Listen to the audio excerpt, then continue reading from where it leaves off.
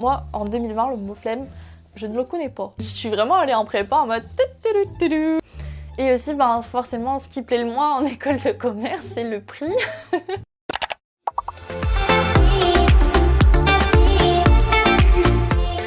Hola! Ça me fait trop bizarre de filmer les gars parce que ça fait hyper longtemps que j'ai pas filmé face caméra étant donné que toutes les vidéos, un parcours, une vidéo ont été pré-filmées depuis 6 mois.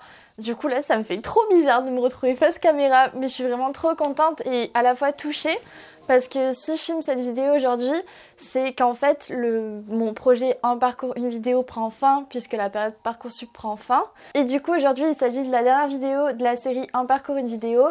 Et donc, à l'unanimité sur mon compte Instagram, d'ailleurs si vous me suivez pas sur Insta, let's go, rejoignez-moi. À l'unanimité donc sur Instagram, vous m'avez demandé en dernière vidéo donc de cette série de vous présenter en fait, de vous parler de mon parcours plus en détail parce que c'est vrai qu'en fait vous avez été nombreux à me rejoindre sur ma chaîne il y a pas longtemps et du coup vous avez peut-être pas vu avant mes vidéos sur mon parcours en prépa, mon parcours en école de commerce, mais c'est vrai que j'ai jamais fait de vidéo globale sur tout mon parcours. Et du coup, je me suis dit que c'était l'occasion et comme vous m'aviez demandé sur Insta, let's go, on va faire ça. Et du coup, ça va être l'occasion un peu d'en apprendre plus sur moi et aussi j'ai un message en fait à vous délivrer globalement par rapport à mon expérience en fait d'étudiante qui je pense est important pour tous les étudiants, même ceux qui veulent pas faire forcément mon parcours. Du coup, si ça vous intéresse, je vous laisse avec la suite et avant de commencer d'ailleurs, je voulais juste vous remercier mais vraiment du fond du cœur parce qu'en fait je pensais pas qu'il y aurait autant d'engouement autour de cette série.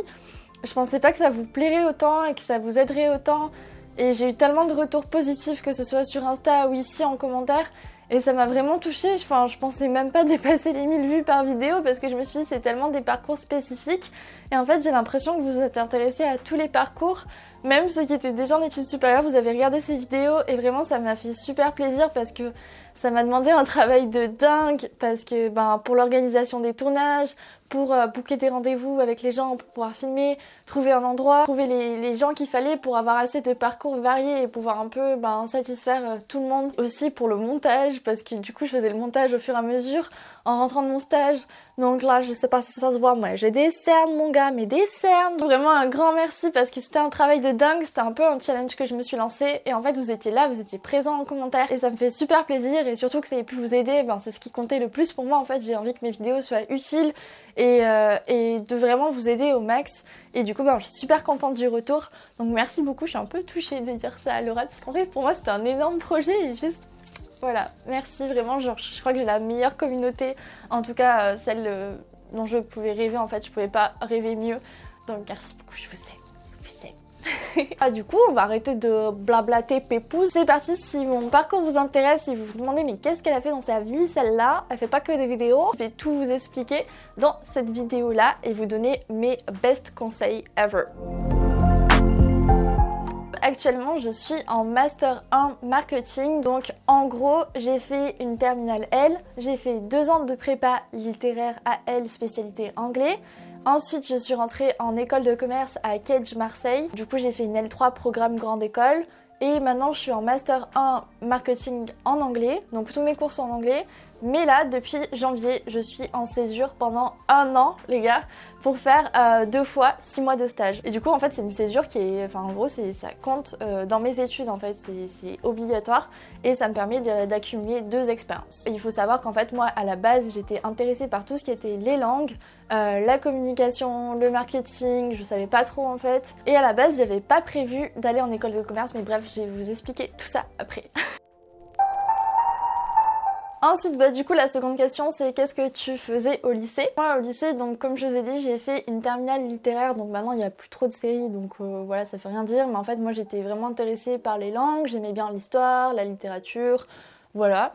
Et du coup j'ai fait SP espagnol et c'est trop bien parce que j'ai eu 20 au bac en espagnol, donc OF 8 je crois que c'était, donc c'était trop bien. Donc du coup j'ai eu mon bac mention très bien, j'avais fait spécialité espagnol, j'avais vraiment énormément aimé en fait mon lycée, surtout ma terminale littéraire parce que je trouve que j'ai eu vraiment des bonnes bases en fait à cette époque-là. Je me suis vraiment investie dans mes études même si c'était juste le lycée et j'ai vraiment beaucoup appris, des bases qui m'ont vraiment servi pour la prépa ensuite. Enfin, j'avais un bagage qui était vraiment construit et tout ce que j'ai appris au lycée, je m'en souviens très bien maintenant, tandis que tout ce que j'ai appris en prépa, je m'en souviens beaucoup moins. Et pourtant, en prépa, je bossais encore plus. Je vous conseille vraiment en fait au lycée de choisir ce qui vous plaît parce que ça détermine vraiment pas ce que vous allez faire par la suite. Vraiment, moi j'ai fait terminale littéraire, prépa littéraire et je suis allée en école de commerce. Donc vraiment, ça m'a pas du tout fermé de porte. Donc vraiment, le plus important, c'est de vous diriger vers ce que vous aimez. Donc ensuite, pourquoi ce choix d'études? Donc du coup, je peux répondre en 2 fois. J'ai décidé d'aller en prépa littéraire. Vraiment à la base, j'avais pas du tout prévu. Enfin, quand j'ai dû choisir, faire les vœux d'orientation, je savais pas du tout où aller, quoi faire. Et j'ai parlé en fait avec ma prof principale. Et elle m'a dit fais prépa, comme ça t'ouvrira vraiment des bonnes écoles. Et comme j'avais une bonne moyenne au lycée, du coup elle m'a dit ça va, tu peux aller en prépa, tu vas tenir le coup quoi. Sauf que moi j'étais en mode wouhou, go en prépa et tout, c'est quoi la prépa? Ça a l'air cool, ça te prépare aux écoles, nanana. Je ne pensais pas que c'était aussi dur. Je suis vraiment allée en prépa en mode je m'attendais pas du tout à ce que ce soit. Enfin je savais que ça allait être dur, mais comme j'étais déjà bien investie dans mes études, je suis vraiment arrivée en prépa en mode et là ouais, j'avais wouh. Du coup voilà, j'ai un peu décidé d'aller en prépa pour ensuite pouvoir accéder à une bonne école de com, de marketing. Et du coup à la base j'étais intéressée par l'école donc du CELSA, donc c'est l'école de com de la Sorbonne, qui est une école gratuite puisqu'elle est rattachée à la Sorbonne, et les écoles de com gratuites c'est très très rare. Et comme moi je suis boursière et que je dépends que de moi-même, en fait je peux compter que sur moi-même financièrement, je voulais pas de suite m'emballer dans des écoles privées, payantes, etc. Alors que pourtant tout ce qui est com marketing, la plupart du temps c'est payant, à part les licences de com, mais ensuite il faut faire des bons masters et tout. Et du coup c'est toujours plus conseillé d'aller en école de commerce qu'à l'université, même si l'université c'est très bien aussi. C'est vrai qu'au niveau des entreprises, les écoles de commerce sont quand même plus valorisées, en tout cas j'ai l'impression de ce que je vois moi maintenant. J'ai choisi d'aller en prépa littéraire pour pouvoir passer des concours pour rentrer en grande école, donc de com, de marketing, etc. Et quand je suis arrivée en seconde année de prépa, je me suis dit mais je peux pas juste miser mon futur sur le concours sur une école seulement, je peux pas passer le concours pour une école seulement. Et du coup en prépa littéraire, vous avez ce qui s'appelle la banque d'épreuves littéraires où vous pouvez cocher plusieurs écoles, le CELSA, l'école du Louvre, Sciences Po, les écoles de commerce, les écoles d'écrit-com, dont l'école de commerce mais via un autre concours. Enfin vraiment vous avez un large choix. Du coup j'avais coché les écoles de commerce du concours écrit-com. Donc il y a Kedge, Neoma, l'EM Strasbourg et Rennes Business School. Et je m'étais dit pourquoi pas aussi sinon aller en école de commerce, puisque du coup je ferais une L3 générale et ensuite je pourrais me spécialiser en master en marketing et com, donc c'est nickel. Donc je me suis dit why not, mais je me suis pas plus intéressée que ça. Et ensuite quand j'ai passé mes euros après 2 ans de prépa pour les écoles de commerce, du coup j'ai vraiment énormément aimé Kedge Marseille, parce que juste la ville c'était un gros coup de cœur, mais aussi le programme. Comme je voulais faire marketing, ils avaient un très bon programme en marketing. Je me suis dit il faut que j'aille là-bas, et surtout que j'aille dans l'école où je me sens le mieux, puisque niveau classement des écoles, Kedge, Neoma c'était pareil. J'avais passé aussi Neoma, mais je m'étais sentie moins bien qu'à Kedge. Donc voilà, c'est comme ça que mon choix s'est fait, mais c'était surtout en regardant en fait les écoles, ce qu'elles pouvaient m'apporter en master comme programme, et aussi si moi je m'y sentais bien, si je m'y sentais vivre quand même 3-4 ans, puisque après la prépa du coup on passe quand même 3-4 ans avec la césure en école. Donc voilà. Bref, comment on accède à mes études? Alors du coup, pour entrer en prépa littéraire, c'est très simple en fait, c'est via Parcoursup.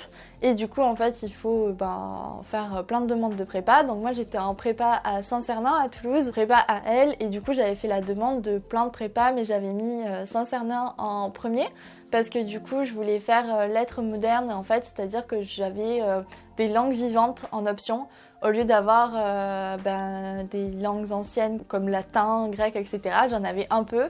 mais pas autant que les langues vivantes. Et moi, ce qui me plaisait vraiment, c'était les langues. Donc je voulais aller en prépa pour justement avoir plein de cours d'anglais, d'espagnol, d'italien, et c'est justement ce que j'ai eu. Et du coup, j'ai fait ma demande via Parcoursup et j'ai juste eu à classer mes vœux. Ce qui comptait énormément, c'était le dossier. Et en fait, dans le dossier, il n'y a pas que les notes qui comptent, c'est aussi les appréciations. C'est-à-dire que quelqu'un qui a des bonnes notes mais qui clairement ne fout rien et se repose sur ses capacités, il aura moins de chances de rentrer en prépa que quelqu'un qui a des notes un peu plus basses mais qui travaille comme il faut et qui est investi en fait, parce que pour aller en prépa, il faut être quelqu'un d'investi et de motivé avant tout. Donc c'est vraiment ça en fait qui joue le plus pour son entrée en prépa. Et donc suite à ces 2 ans de prépa, j'ai passé les concours de l'ENS. Donc c'est un concours pour l'école normale supérieure que tous les prépas littéraires passent. Et en gros, avec ces notes à ce concours, c'est un peu compliqué, mais en gros vous êtes, par exemple, si vous avez 13 de moyenne au concours, vous êtes admissible à d'autres écoles comme l'école Louvre, etc. Si vous avez 10, vous êtes admissible à cette école si vous l'avez coché, blablabla. Et du coup, en fait, avec mes notes du concours, j'étais admissible aux écoles de commerce que j'avais cochées, donc Cage et Neoma. Du coup, ça m'a permis de passer les oraux. Donc, je me suis déplacée donc à Reims et à Marseille pour aller passer mes oraux, donc oraux de motivation et oraux de langue. Et du coup, là aussi, il faut être vraiment bien préparé parce que même si les écrits, ça compte beaucoup, niveau coef, etc., au niveau des oraux, on peut faire toute la différence en fait. On peut vraiment augmenter dans le classement des candidats et rentrer dans l'école plus facilement. Voilà, il faut savoir qu'il y a une session d'écrit, puis ensuite une session d'oraux pour rentrer en école de commerce, et même dans toutes les écoles en général, ça se passe comme ça. En fait, ce qu'il faut savoir, c'est que à la base, moi je voulais le CELSA, donc c'est l'école de com de la Sorbonne, et j'étais vraiment trop focus sur ça, et je voyais que ça, et en fait pour moi il y avait que ça de bien. Et c'était vraiment dommage parce que du coup j'ai failli passer à côté des écoles de commerce, alors que maintenant en fait je me dis mais heureusement que j'y suis pas allée, et je me sens tellement bien là où je suis et j'ai tellement une ouverture d'esprit différente, puisque du coup j'ai touché un peu à, je vais vous expliquer après, mais tout le monde de l'entreprise. Peut-être qu'en com, j'aurais été super spécialisée et j'aurais pas pu avoir un overview de tout ça. Et j'ai tellement en fait d'opportunités dans mon école que je regrette absolument pas. Mais c'est vrai que les premiers mois, même si j'étais hyper contente d'avoir eu mon école, j'étais aussi dégoûtée de ne pas avoir eu l'école de la Sorbonne, et pourtant je regrette pas du tout, et je me dis que si c'est ça qui s'est passé, c'est ce qui était le mieux pour moi. Et c'est ça que je voulais vous dire. En études, c'est pas toujours droit, on peut avoir plein d'échecs, il faut savoir apprendre des échecs et rebondir, et c'est ça en fait qui fait ta force et qui crée ton parcours. C'est de, face à un échec, savoir rebondir et trouver ta voie. Donc voilà, après avoir passé mes écrits en avril et mes oraux en juin, fin juin, j'étais admise à Cage, donc j'étais super heureuse. Et ma petite vie de Marseillaise commençait. Donc je quittais Toulouse pour Marseille. Par rapport au contenu des cours, donc en fait en prépa j'avais des cours vraiment comme en terminale littéraire. J'avais de la philo, j'avais lettres, histoire, géographie, anglais, espagnol, philo. Et j'avais aussi des heures de grec, quelques heures de grec. Et ensuite, en seconde année, j'avais aussi sciences humaines, et j'avais de l'anglais plutôt tourné politique, actualité, et de l'anglais littéraire, parce qu'en fait, en seconde année de prépa, j'étais en spé anglais. Donc j'avais genre 10 heures d'anglais par semaine. Oh my god. Honnêtement, ma première année de prépa, j'ai vraiment kiffé. Genre, c'était vraiment trop bien. Parce que moi, ce que je recherchais aussi en allant en prépa, c'est vraiment une ouverture culturelle, en apprendre énormément, parce que je sentais que j'avais un manque en fait niveau culture, et la prépa, ça m'a vraiment aidée à ce niveau-là, surtout la première année, parce qu'en fait les profs choisissaient le programme, choisissaient ce qu'ils voulaient nous enseigner en prépa littéraire la première année, et du coup tout ce qu'ils nous enseignaient, ils étaient vraiment passionnés par ça, et du coup les cours étaient vraiment passionnants. Genre en histoire, ma prof était fabuleuse, moi je suis tombée amoureuse d'Henri IV, genre un roi de France. C'était hyper intéressant, et j'ai vraiment jamais autant appris qu'en première année de prépa. Et par contre, en seconde année, c'était pas du tout pareil. C'était du bourrage de crâne parce qu'il y avait les concours et qu'il fallait apprendre tel programme. Sauf que le programme que les profs nous apprenaient, eux, ça leur allait pas forcément. Mais en fait, c'était le programme qu'on passait au concours. Donc, ils étaient obligés de nous apprendre ça. Mais du coup, la première et la seconde année de prépa, je les ai pas du tout vécues de la même façon. Honnêtement, la seconde année, c'était vraiment très très dur. Genre, je pense qu'à un moment donné, je peux dire que j'étais vraiment en dépression parce que j'étais vraiment plus moi-même. Je faisais que pleurer tout le temps. J'en pouvais plus. Et j'étais tellement stressée par les concours et tout, alors que la première année, j'étais juste... c'était dur, c'était la prépa, c'était vraiment dur, mais ça m'apprenait tellement et j'étais tellement entourée de gens motivés et tout, que vraiment, genre personnellement, ça m'a fait énormément grandir. Et la seconde année, j'en ai énormément souffert, mais ça m'a fait aussi grandir et enfin, ça m'a rendue vraiment plus forte, ce qui fait que maintenant, après la prépa, tout me semble beaucoup plus simple, beaucoup plus... facile, je prends les choses avec beaucoup plus de recul et ça c'est vraiment dingue. Enfin bref, il y a plein d'avantages à aller en prépa, mais c'est vrai que si j'avais pas fait prépa, je serais pas là du tout la personne que je suis aujourd'hui. Donc ensuite, je suis rentrée en école de commerce à Cage Marseille et donc je suis rentrée en 3e année en licence 3 en programme grande école. Et donc là en fait j'avais des cours vraiment généraux sur le commerce, donc que ce soit du droit, du marketing, de la comptabilité, contrôle de gestion, finance, économie. Donc plein de matières qui me faisaient un peu peur parce qu'avec des chiffres, et moi j'avais pas fait de maths depuis la seconde. Donc du coup j'étais vraiment genre l'ovni, genre il y a très peu de prépa littéraire qui rentrent en école de commerce, en tout cas à Cage. À mon époque, il y en avait 15 par campus, donc du coup j'étais vraiment en mode... ouais, qu'est-ce que je fais là, moi? Finalement, je m'en suis sortie parce que j'avais aussi des langues et du coup, les langues, pour moi, c'était plus facile. Le marketing, ça m'allait très bien. Le droit aussi, mais tout ce qui était genre compta, finance, etc., j'ai dû vraiment m'accrocher et j'ai quand même bien galéré la première année. Je travaillais beaucoup, alors que ceux qui arrivent en école de commerce et qui ont fait prépa EC, etc., après, pour eux, c'est les vacances, mais moi, j'avais quand même pas mal de retard. Mais je suis contente parce que j'ai réussi à le rattraper et puis ça m'a permis de voir d'autres choses en fait et de voir vraiment comment fonctionne le monde de l'entreprise. Les matières que tu as en 3e année, ça te permet vraiment d'avoir une vue globale de tous les métiers possibles en entreprise et de comment fonctionne concrètement une entreprise, un business model, l'entrepreneuriat, etc. Enfin, c'est hyper intéressant. Ça m'a ouvert les yeux sur plein de choses et ça fait que maintenant je me sens plus à l'aise en entreprise parce que en fait je comprends comment ça fonctionne et je trouve que c'est hyper important. Et donc j'ai vraiment aimé le fait que cette 3e année en école de commerce soit vraiment générale, même si moi ce qui me plaisait c'était vraiment la com, le marketing, j'avais qu'une hâte, c'était de faire ça et donc de passer en master. Du coup en master de marketing, j'ai eu la com pure, la com un peu événementielle. J'ai eu du brand management, bon du coup en fait mes cours sont en anglais, du coup les noms sont en anglais, mais du brand management, donc autour de la marque. J'ai eu du comportement du consommateur, donc ça c'est très marketing, du marketing général, et j'ai eu du marketing digital, ça j'ai trop kiffé parce que du coup ça avait un peu rapport avec ce que je faisais sur YouTube et plein d'autres trucs qui m'intéressaient grave.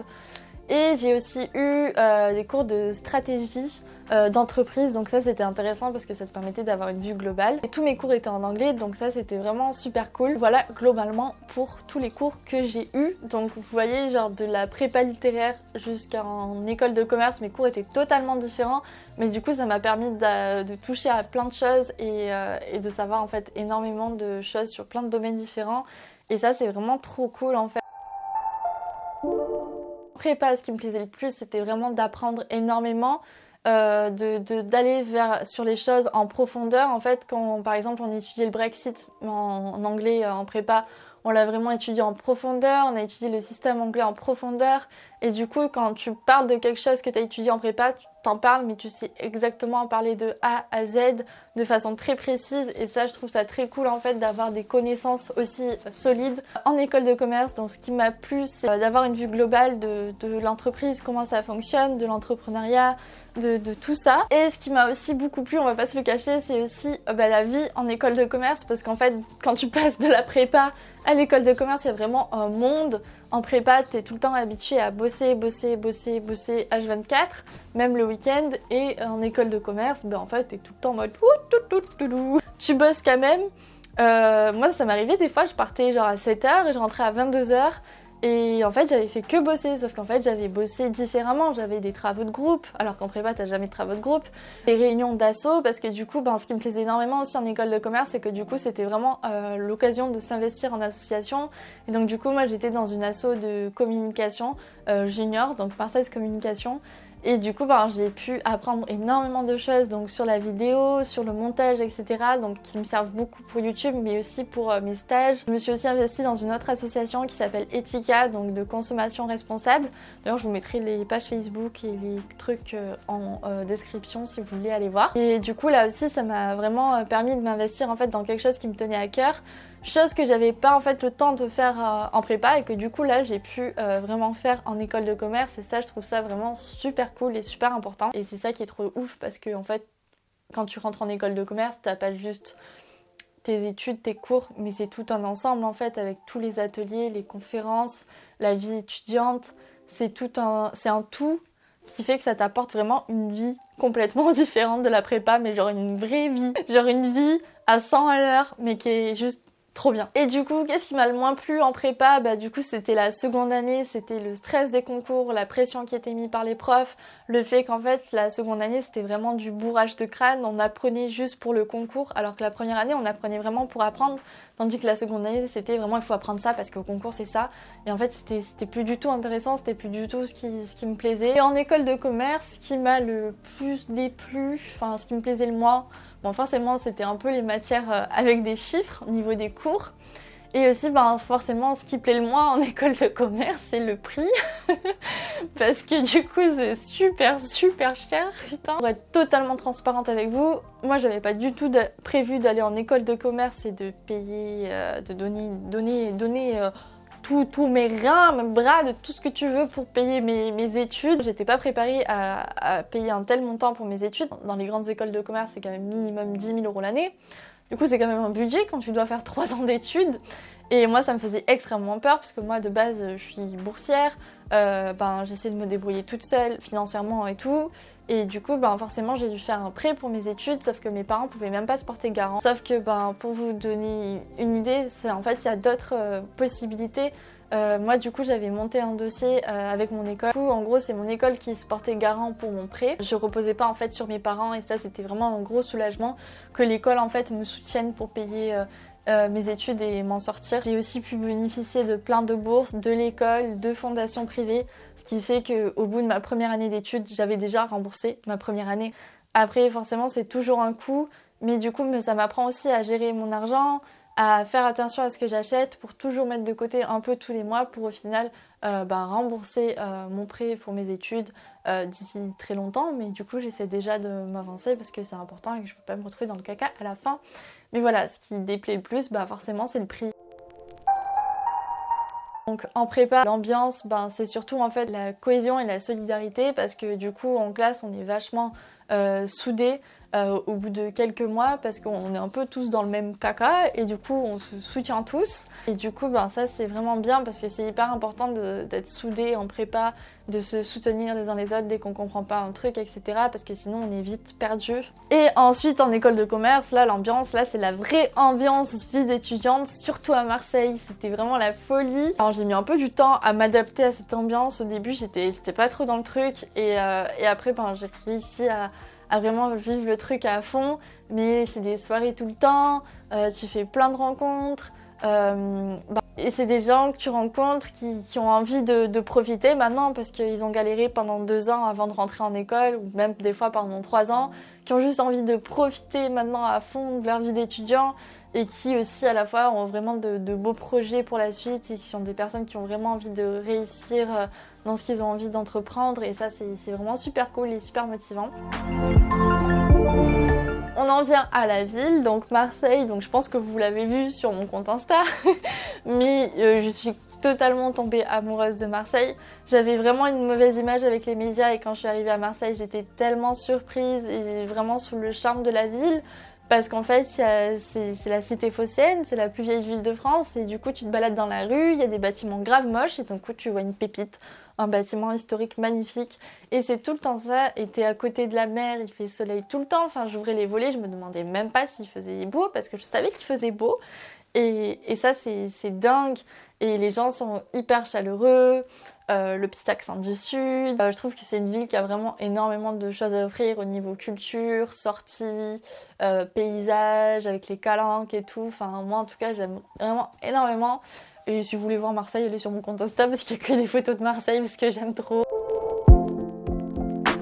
Quels sont les métiers possibles? Donc du coup là je vais surtout parler de l'école de commerce parce qu'après la prépa littéraire on peut aussi aller en fac de lettres, etc. Enfin bref, j'ai pas détaillé ça, mais après la prépa en général on fait toujours, on continue toujours nos études quoi, c'est le but. Et du coup après l'école de commerce, donc il y a énormément de possibilités, que ce soit dans l'entrepreneuriat, dans le marketing, la compta, la finance, la gestion, la com, le journalisme, enfin il y a vraiment énormément de possibilités. Je pense que ce que j'aimerais bien faire c'est surtout consumer engagement. En gros c'est engager les consommateurs et donc dans tout ce qui est via la création de contenu et l'influence, c'est ce qui me plaît le plus et ce qui en plus se rapporte beaucoup à ce que je fais déjà avec YouTube et tout. Mais j'aime beaucoup aussi le journalisme et il y a un partenariat qui a ouvert entre Cage et Sciences Po X et en com et en journalisme. Voilà, mais il y a vraiment énormément de possibilités et en fait c'est à travers les stages qu'on arrive à trouver ce qui nous plaît le plus et ce qu'on veut faire finalement, et c'est ça qui est trop cool en école de commerce, c'est que vous avez la possibilité de faire énormément de stages, au moins 1 an et demi de stage, ce qui est énorme. Donc forcément, vous voyez ce qui vous plaît, ce qui vous plaît pas, et à la fin de vos études, vous savez vraiment ce que vous voulez faire, un métier qui vous plaira vraiment, et ça c'est vraiment super cool et hyper important. Je termine mon stage en juillet et j'enchaîne avec un autre stage de 6 mois. Et ensuite, je dois faire un échange à l'étranger, donc pour valider en fait mon master. J'ai normalement pour projet de partir avec ma copine Manon, que vous avez vu dans ma vidéo sur la prépa ECS, en Chine. Parce que en fait j'avais vraiment envie de me challenger et de faire un échange dans un pays qui me dépayse complètement au niveau culturel, qui n'est pas une empreinte occidentale du tout, et du coup je voulais partir en Asie et en fait on a un échange avec un campus en Chine. Du coup je vais sûrement partir en Chine du coup dans 1 an. Ça me fait trop bizarre de dire ça. Mais voilà, je pense que ça va être vraiment hyper enrichissant. Donc voilà, ça c'est un petit peu mon projet. Du coup, mon conseil, ça serait vraiment de d'abord vous diriger vers ce qui vous plaît. Si vous rencontrez des échecs, de vraiment prendre ces échecs justement comme une opportunité de rebondir et d'en faire votre force en fait. Et surtout essayer d'en apprendre énormément de vos études, donc de vos cours, concentrez-vous sur vos cours, mais aussi ne passez pas à côté de votre vie d'étudiant parce que vous avez l'opportunité de faire des rencontres, de vivre des choses que vous ne pourrez pas vivre 2 fois dans votre vie. Donc concentrez-vous certes sur vos cours, mais aussi sur votre vie d'étudiant. Le bon mélange des deux, c'est hyper important et c'est vraiment une période genre qu'on a la vingtaine où on se construit en fait, c'est la personne qu'on va être plus tard, mais on la construit vraiment maintenant. Et du coup vraiment investissez-vous, enlevez le mot flemme de votre vocabulaire. Moi en 2020 le mot flemme, je ne le connais pas. Et investissez-vous à fond parce que sinon après vous allez le regretter, et vivez vos études pleinement en fait. Vous vivrez qu'une fois votre vie d'étudiant. Voilà. Je suis désolée, cette vidéo était super longue, mais j'avais tellement de choses à vous dire et c'est vrai que ça faisait longtemps que j'avais pas fait un point sur mes études. Mais voilà, en tout cas si vous avez d'autres questions sur mes études, vous pouvez me les poser en commentaire, vraiment il n'y a pas de souci, je vous répondrai avec plaisir. Vous pouvez même me contacter sur Insta, en DM. D'ailleurs n'oubliez pas d'aller me suivre parce que je poste taquet de photos maintenant que je suis à Paris. Et d'ailleurs je vous ai pas dit, mais du coup maintenant je fais mon stage à Paris et je m'y plais vraiment, donc c'est trop bien. Voilà, n'oubliez pas de vous abonner à ma chaîne si c'est pas déjà le cas, parce qu'il y a plein d'autres vidéos pour étudiants qui vont arriver sur ma chaîne parce que c'est un peu autour de ça que ça tourne. N'oubliez pas de liker cette vidéo et de commenter, de me dire si mon parcours vous intéresse, vous aimeriez un peu faire la même chose, ou même le parcours que vous faites actuellement. Ça m'intéresse de savoir, j'ai trop hâte de lire vos commentaires. Aussi, dites-moi ce que vous avez pensé de cette série de vidéos. Je vous fais de gros bisous et je vous dis à très vite pour une nouvelle vidéo. Bisous! Bye! Bye!